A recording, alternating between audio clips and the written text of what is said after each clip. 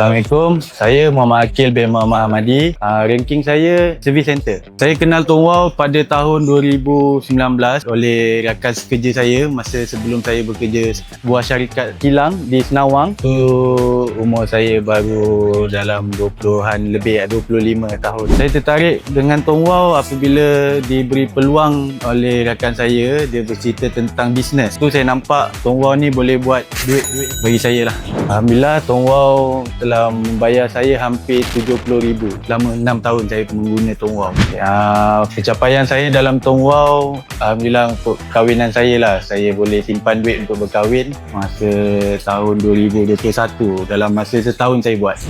Masa tu Tuan Wow SIM card dia around RM10 je. Kalau saya permulaan saya buat bulan pertama bermodalkan 100. 10 SIM card saya buat. Seterusnya saya upgrade 20 SIM card, 200. Tak mahal sangat lah bagi saya. Time tu mampu milik. Syarikat Tuan Wow punya pembaharuan sekarang sangat ketara bagi saya dengan data plan yang ada, FU yang dia tahu, data yang sangat banyak.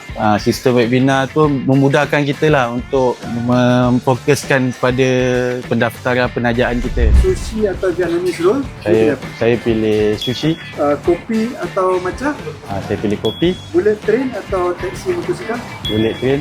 Salji atau pantai? Salji. Kimono atau audai? Kimono. Onsen atau mandi lumpur? Onsen. Mandi lumpur dah biasa kat Pilah. Sebelum saya guna Tuan Wow, saya pernah guna telco hampir 10 tahun. Daripada zaman belajar sampai saya kenal Tuan Wow lah. Benefit macam-macam. Saya dapat cashback. Ketara sangat, Tuan Wow ada bagi komisen lah kat saya. Alhamdulillah lah. Kalau menampung perbelanjaan bulanan saya, ada telco, beberapa telco lah. Tapi bagi saya, Tuan Wow tetap terbaik.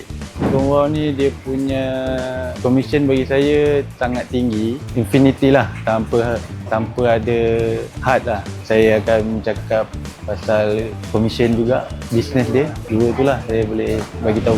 Jangan tidur lama-lama, terus bangkit, buat semula. Tujuan dan matlamat kita belum capai, kita capai dalam Tuan Wow sama-sama. Saya Muhammad Akil, saya pilih Tuan Wow.